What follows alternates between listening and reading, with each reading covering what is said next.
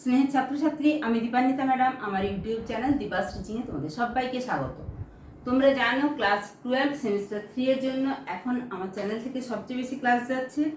এর মধ্যে একটা গুরুত্বপূর্ণ খবর জানিয়ে রাখি, সেটা হচ্ছে প্রাকৃতিক ভূগোলের মৌলিক বিষয়সমূহ।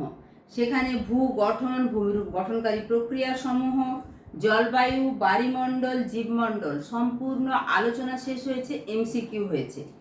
এবং তারপরে মানবীয় ভূগোল, সেখানেও জনসংখ্যা এবং জনবসতি আলোচনা এবং এমসিকিউ অর্থাৎ কনসেপ্ট ক্লিয়ারের ক্লাস এবং এমসিকিউ যদি দেখতে চাও অবশ্যই ভিডিওসে যাবে বা প্লেলিস্টে যাবে। এরপর তোমাদেরকে বলেছিলাম ভারতের ভূগোল, এটা যেহেতু তোমরা ক্লাস 10 থেকে পড়ে এসছো সেভাবে গুরুত্ব দিয়ে পড়াবো না, তবে অবশ্যই তোমাদের প্রয়োজন মতো ক্লাস নিয়ে আসবো, সেই অনুযায়ী কমেন্ট করবে।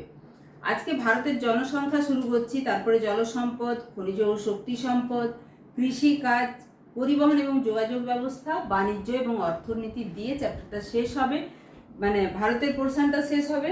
তোমরা কিন্তু প্রত্যেকটা ক্লাস দেখার জন্য অবশ্যই চ্যানেলে চোখ রাখো, চ্যানেলটা সাবস্ক্রাইব করে নোটিফিকেশান অল করে দিয়ে, যাতে আমি নতুন কোনো ভিডিও আপলোড করার সাথে সাথে তোমাদের কাছে নোটিফিকেশান চলে যায়। তো আজকে যেটা শুরু করছি ভারতের জনসংখ্যা, সেটা হচ্ছে ভারতের পোর্শন অর্থাৎ ভারতের ভূগোল। তোমাদের 15, 10, 10 এইভাবে থাকবে, অর্থাৎ প্রাকৃতিক ভূগোল থেকে নম্বর বেশি থাকবে, সব জায়গা থেকেই এমসিকিউ থাকবে। থার্ড সেমিস্টার এমসিকিউ এর বেসিসেই হবে। ভারতের জনসংখ্যা বা পপুলেশন অফ ইন্ডিয়া, তাতে আমরা প্রথমেই কি পড়বো? ভারতের জনসংখ্যার বন্টন, ঘনত্ব, বৃদ্ধি এবং গঠন। জনসংখ্যা বলতে বা পপুলেশন বলতে একই প্রজাতিভুক্ত সম্প্রদায়কে বোঝানো হয়, কিন্তু ভূগোলে জনসংখ্যা বলতে মানুষের সংখ্যা। এই যে ভূগোল জনসংখ্যা বলতে কিন্তু মানুষের সংখ্যাকে বোঝানো হয়। ভারত বর্তমানে পৃথিবীর সর্বাপেক্ষা জনবহুল দেশ। আগে ছিল চীন প্রথম, এখন ভারত চীনকেও ছাপিয়ে গেছে। 2023 সালের এপ্রিল মাসে ইউনাইটেড নেশনস বা ইউএন বা সম্মিলিত রাষ্ট্রপুঞ্জের তথ্য অনুযায়ী ভারতের জনসংখ্যা ছিল 142.86 কোটি। সেখানে চীনের জনসংখ্যা 142 কোটি ছিল, কিন্তু 0.56, এই 0.86 আর 0.56 এইটুকু কম। অর্থাৎ চীনকে পিছনে ফেলে, যদিও চীনের আয়তন ভারতের আয়তনের তুলনায় অনেক বেশি, তবুও চীনকে পিছনে ফেলে ভারত কিন্তু এগিয়ে গেছে। সরকারিভাবে ভারতের শেষ জনগণনা কবে হয়েছিল? এখানে বেশিরভাগ, আজকের যে ক্লাসটা করব বেশিরভাগ ডেটা ভিত্তিক প্রশ্ন, এবং যে প্রশ্নগুলো তোমাদের এমসিকিউ আসতে পারে সেগুলো তোমাদেরকে বলে যাব।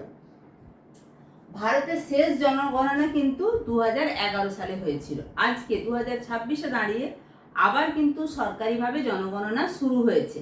তাহলে 10 বছর অন্তর অন্তর যে গণনা 1951 সাল থেকে শুরু হয়েছিল, সেটা কিন্তু 2021 সালে হয়নি। 11 সালের পরে গিয়ে আবার 26 সালে এখন শুরু হয়েছে। এখনো জনগণনার কাজ শেষ হতে হতে হয়তো এই বছরটা পুরোটা সম্পূর্ণ হয়ে যাবে, কারণ এখন যে সার্ভেটা হচ্ছে তোমরা নিজেরাও জানো, বাড়ি বাড়ি গিয়ে সার্ভে করা হচ্ছে। যাই হোক, ওই সময় ভারতের জনসংখ্যা ছিল, মানে 2011 সালে 121.08 কোটি। পৃথিবীর মোট জনসংখ্যার 17.5% অধিবাসী ভারতে বসবাস করে। অর্থাৎ প্রায়, যদি পৃথিবীর মানুষকে একত্রিত করা যায়, তার মধ্যে 6 জনের মধ্যে একজন ভারতীয়। এত এত দেশ আছে, এত এত দেশের এত এত অধিবাসী আছে, তার মধ্যে 6 জন অধিবাসীকে যদি ধরা হয়, তার ভিতরে একজন ভারতীয় পড়বে, রেশিও করবে।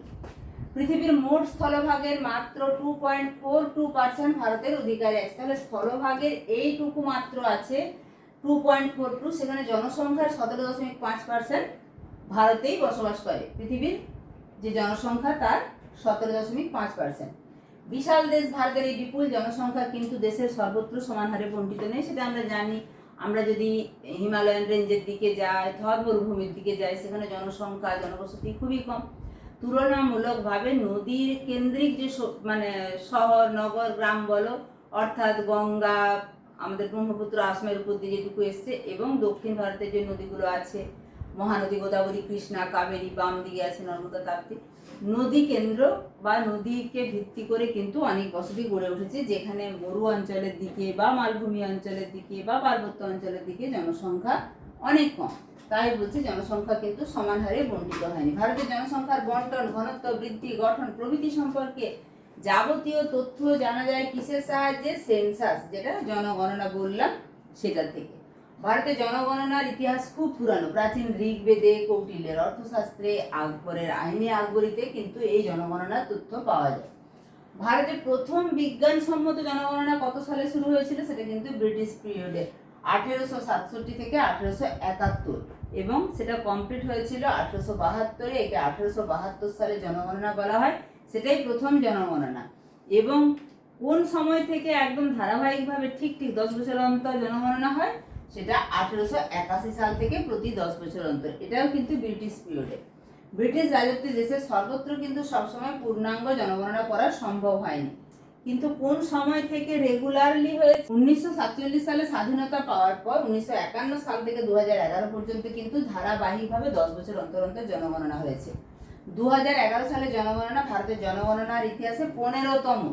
তাহলে 2011 সালে 15তম, সেটা হচ্ছে স্বাধীন ভারতের 7তম। তার মানে ব্রিটিশ বা পরাধীন ভারতে আরো 8 বার, মোট 15 বার বললাম, তাহলে আরো 8 বার জনগণনা হয়েছে। 2011 সালে জনগণনার স্লোগান ছিল, আমাদের জনগণনাই আমাদের ভবিষ্যৎ, আওয়ার সেন্সাস আওয়ার ফিউচার। জনগণনা ঠিকঠাক করে হলে তবেই মানুষের জন্য কর্মসংস্থান, রুটি জীবন জীবিকা সমস্ত কিছু ঠিকঠাকভাবে প্ল্যানিংটা করতে পারা যায়।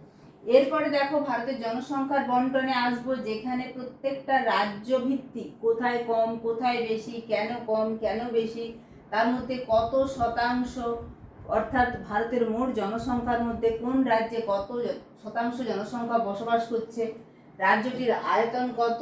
এই ডেটা থেকে গুরুত্বপূর্ণ এমসিকিউগুলো নিয়ে আসবো, যেগুলো এত অর্থাৎ প্রত্যেকটা রাজ্য এবং কেন্দ্রশাসিত অঞ্চলের ডেটা মুখস্থ রাখা সম্ভব নয়।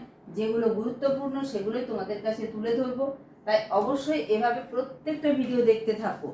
আজকে শুধুমাত্র তোমাদেরকে ভারতের জনসংখ্যার যে চ্যাপ্টার, তার ইন্ট্রোডাকশনটা, অর্থাৎ প্রথম জনগণনা কবে হয়েছিল, ধারাবাহিকভাবে কত বছর চলেছে, ব্রিটিশ পিরিয়ডে কতবার, স্বাধীনতার পরবর্তী ক্ষেত্রে কতবার, পৃথিবীতে ভারতের স্থান কত, আয়তনের দিক থেকে কত শতাংশ ভারত অধিকার করে আছে, এই সমস্ত ব্যাপারটা আলোচনা হলো। এরপরে আমরা কিন্তু ভারতের জনগণনা এই চ্যাপ্টারে ঢুকবো। আবারও বলবো, পুরানো ক্লাসগুলো দেখার জন্য ভিডিওসে যাও, প্লেলিস্টে যাও, চ্যানেলে নতুন হলে চ্যানেলটা সাবস্ক্রাইব করে রেখো।